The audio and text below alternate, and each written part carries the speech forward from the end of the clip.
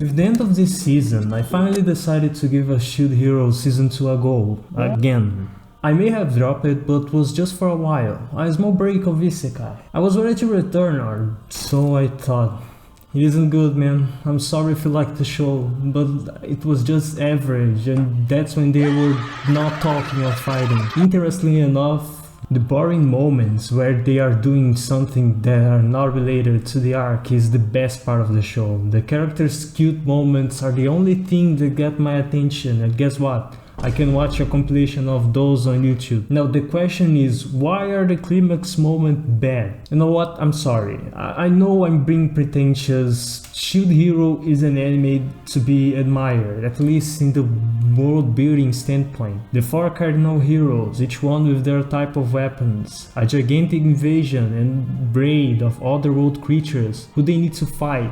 But these are in a countdown from these magical hourglasses, so they can have some time to prepare themselves. The other 7 heroes which Glass makes part of, each one with their own story. The great creatures that live in this world, like the gigantic tortoise or that powerful dinosaur and the chocobo queen. All of that is something of value, but unfortunately the sum of its parts isn't. A lot of things from Shield Hero doesn't interact well with other things from Shield Hero. The giant tortoise made the hourglass stop conveniently. The 7 heroes that wanted to kill the 4 cardinal ones may want to help them for reasons. What I'm trying to say is, although this world has cool concepts, they are really poorly executed. Things that don't fit each other well are just glued together to continue the story. Events that would require more attention or should be considered can just be forgotten if the author may feel like it, so you can focus on the one that is happening right in front of you.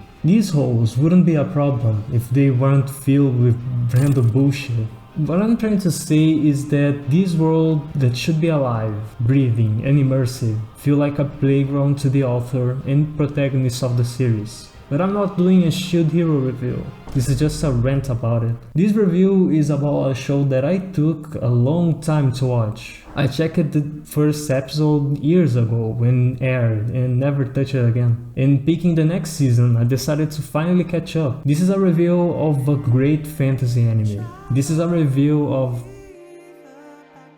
Okay, if you haven't watched Made in Abyss, go watch it.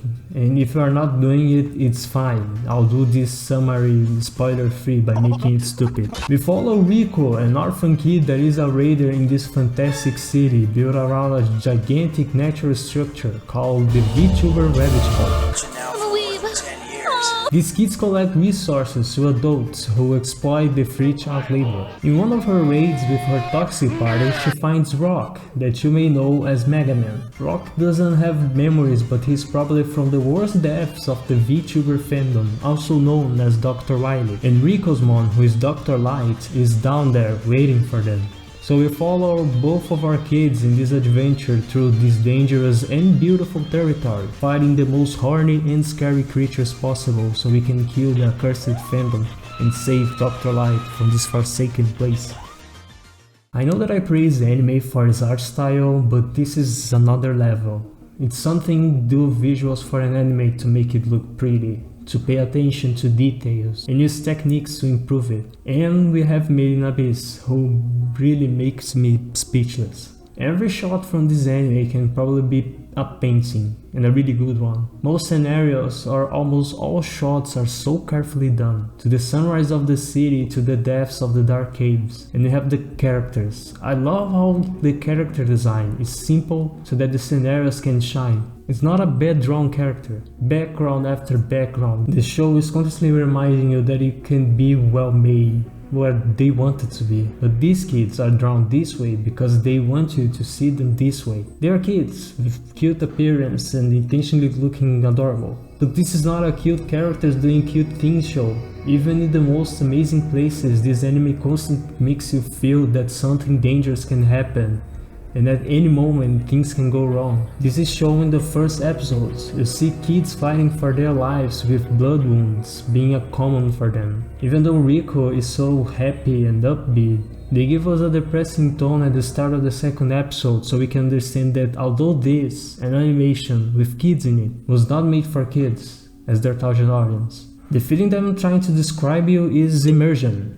The main character of the show isn't Rico, isn't Mega Man, is the Abyss. This place is a fantastic example of world building and world mechanics. It got jaw-dropping biomes, separated by layers, each one different from each other. However, you can see how they can fit in the same gigantic ecosystem that is the Abyss, with a diverse fauna and flora. Creatures that live here are both cute and menacing. The fact that Rico can point to those cute white squirrels and say that they serve as food and are not just some cute animal to the marketing team sell as plushies made me remember that this is not just some fantasy for the sake of fantasy, but how they made a world where you can imagine being part of, but also scared of being part of it. How characters are affected by hunger, heat, cold, and even bathroom breaks. These give us the realism in a fantasy show.